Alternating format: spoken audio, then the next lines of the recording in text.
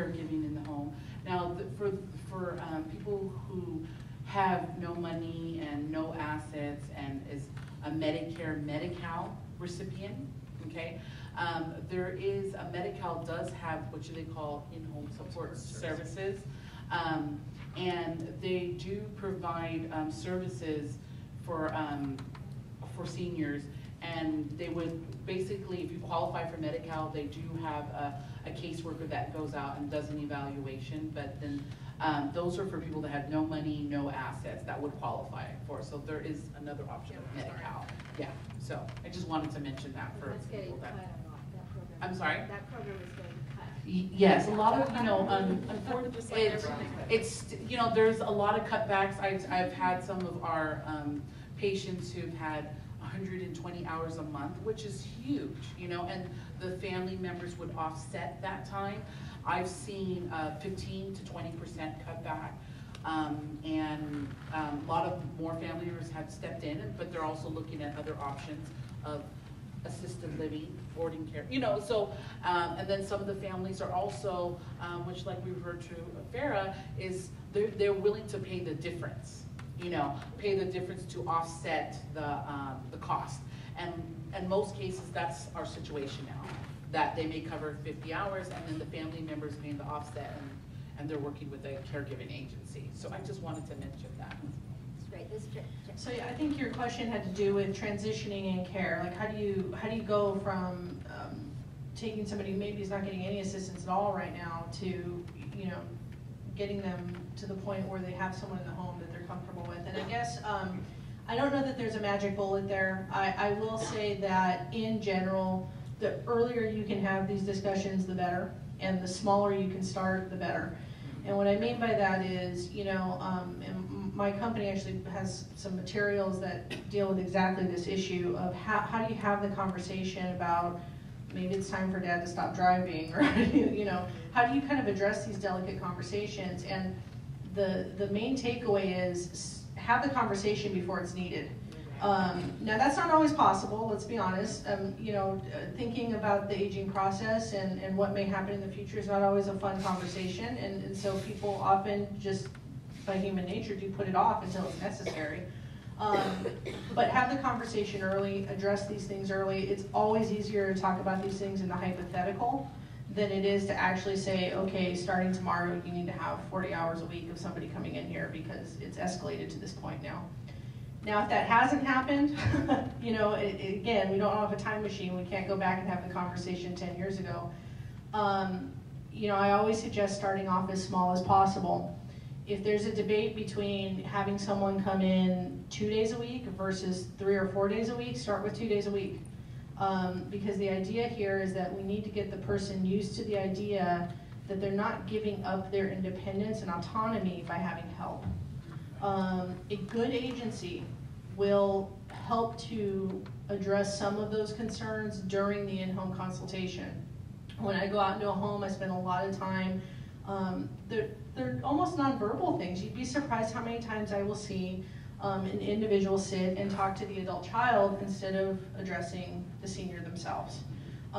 Those types of things and treating the care recipient with respect and dignity and encouraging them to do things, if they can do it on their own, they should do it on their own. That this person who's coming in to help you is not going to be there to run your life, it's your home. Many of my clients have lived in their home for 30, 40, 50 years. They don't need some stranger coming in telling them how to run their lives.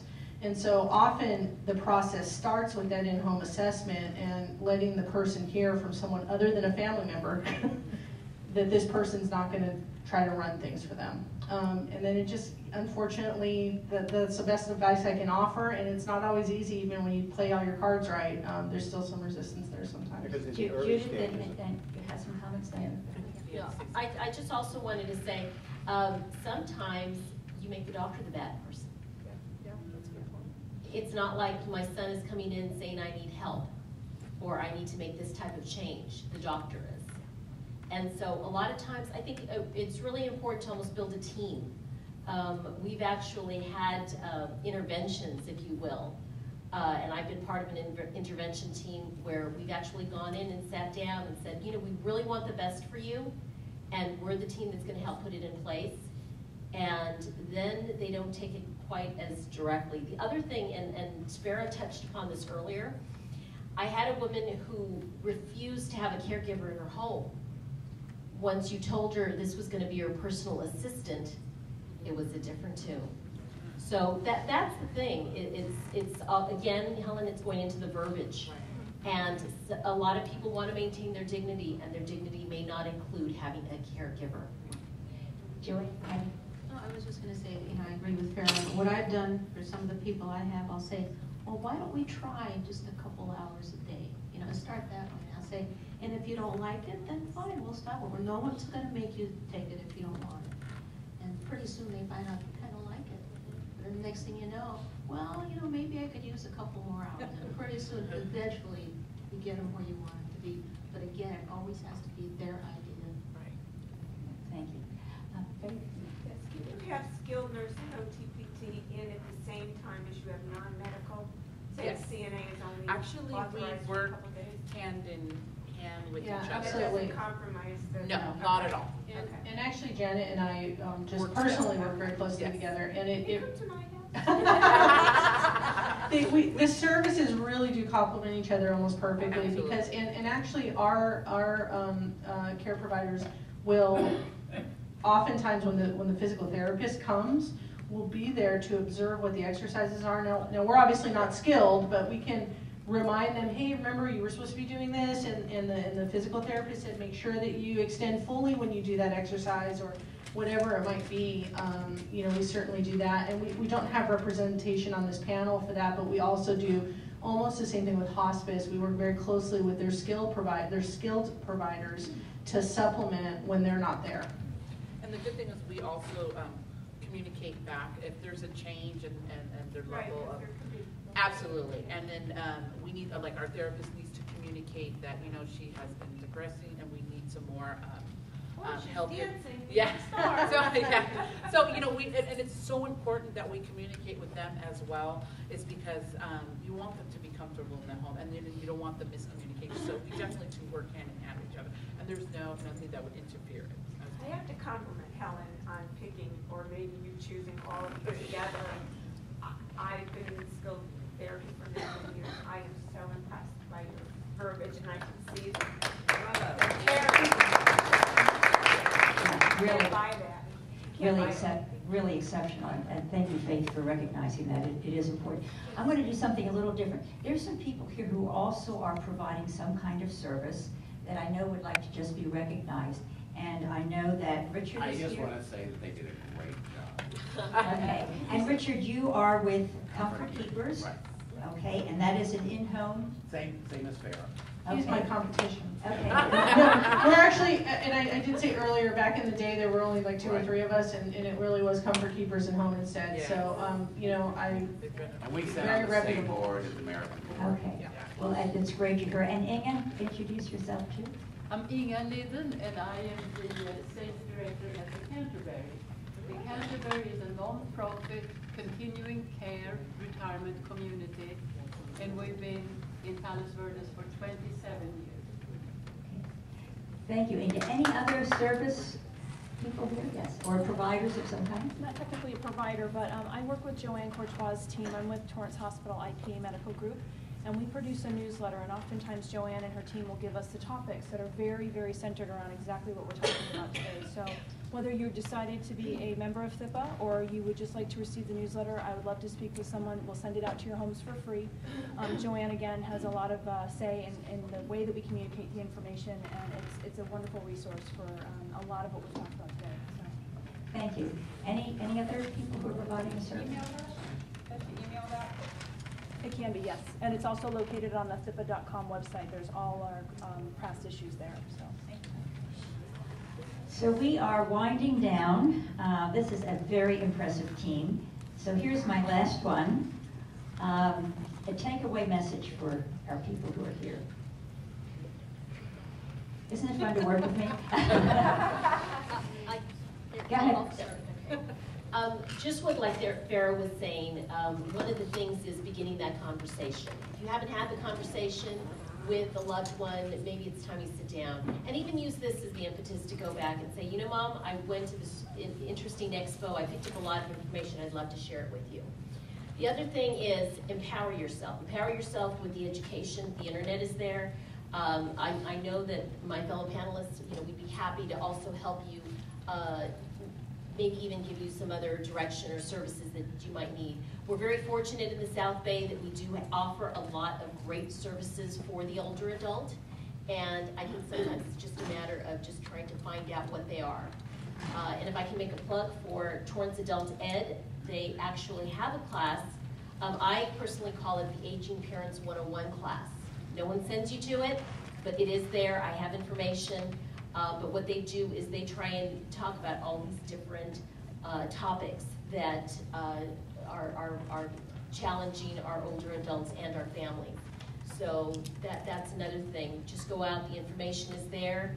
A lot of times it's free. Okay. Thank you, Judy. Well, let's see. Where do I start? I guess the most important thing to me, communication is the most important thing. Just listen to what they have to say, really listen, and notice things around them. You know, one of my ends when I go to an assessment is I look at pictures, and I think Farrell, you mentioned that.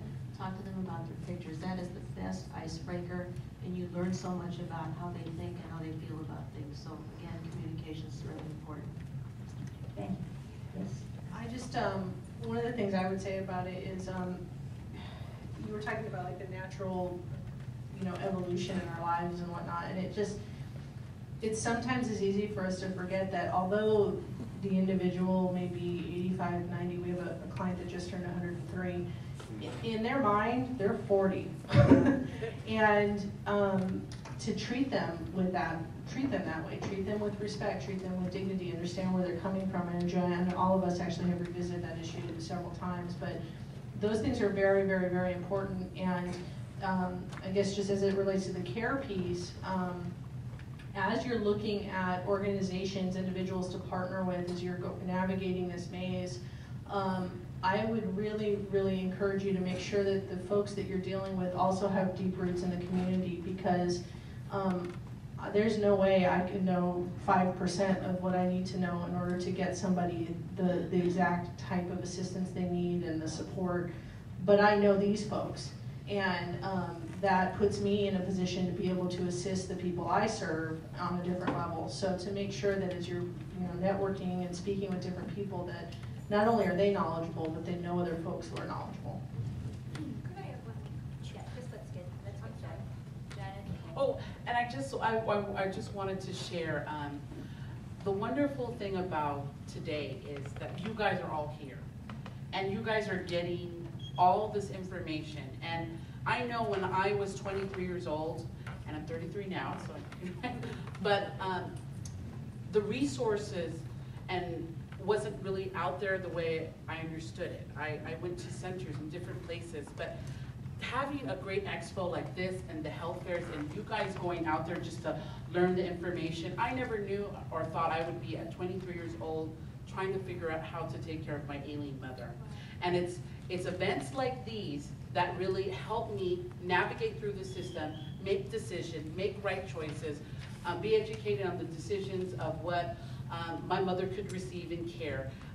And it's so important. So I say hats out to you guys for being here today to help your loved one or even help yourself or even help your friends and family. So I know for me it has been a constant healing for the last 10 years of learning and constantly being educated with this healthcare field. And like I said, I wouldn't know all myself without my team that I have here and the network and the resources and an event like this. So I think a wonderful thing is that you guys are here today learning these different information. So hats off to you guys. I really want to say that.